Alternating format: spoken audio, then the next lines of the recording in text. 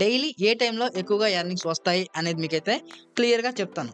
First thing మీరు morning 6:30 లేదా 7:00కి వచ్చారంటే 10 AM వరకు మీకు ఎక్కువగా ఆర్డర్‌లయితే వస్తాయి. ఎందుకంటే ఆ టైంలో ఎక్కువ మంది లేడీస్ ఎర్లీగా లెగిసి వాళ్ళ హస్బెండ్ కోసం వంట రెడీ చేయడం, పిల్లలకి క్యారియర్ రెడీ చేయడం, పిల్లలకి పాలు ఆర్డర్ పెట్టుకోవడం, కొత్తిమీర, పుదీనా, ఫ్రూట్స్, వెజిటబుల్స్ ఇలాంటివన్నీ ఎర్లీ మార్నింగ్స్ ఆర్డర్ పెడుతూ ఉంటారు. అలాగే మిడిల్ ఆఫ్ ది టైంలో ఆర్డర్స్ రావు.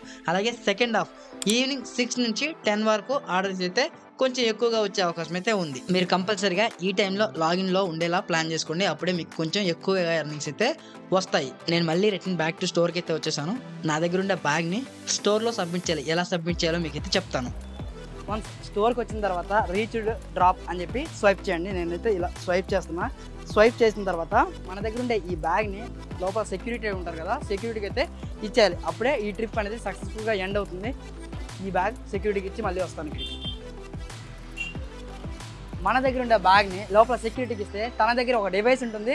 ఆ డివైస్లో అక్కడ ఒక QR కోడ్ ఉంటుంది. దాన్ని స్కాన్ చేస్తారు. దాన్ని స్కాన్ చేస్తే సక్సెస్ఫుల్గా బ్యాగ్ని మన స్టోర్లో సబ్మిట్ చేసినట్టే. దాని తర్వాత మనం చేయాల్సిన నెక్స్ట్ ప్రాసెస్ ఏంటంటే మనకి ఈ యాప్లో ఆర్డర్ డెలివరీ అని ఉంటుంది.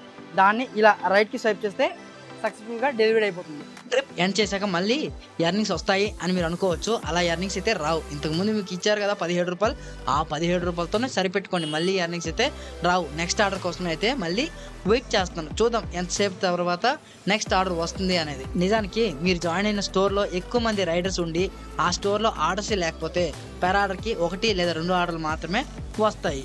5 మినిట్స్ అయితే వెయిట్ చేస్తున్నాను. ఆర్డర్ రావట్లేదు ఏంట్రా, నా పక్కన ఉండే వాళ్ళందరికీ రైడ్ వస్తుంది, నాకు మాత్రం రావట్లేదు ఏంటి అని చిరాకే పడ్డా. బట్ నేనే మిస్టేక్ చేశాను, మర్చిపోయాను.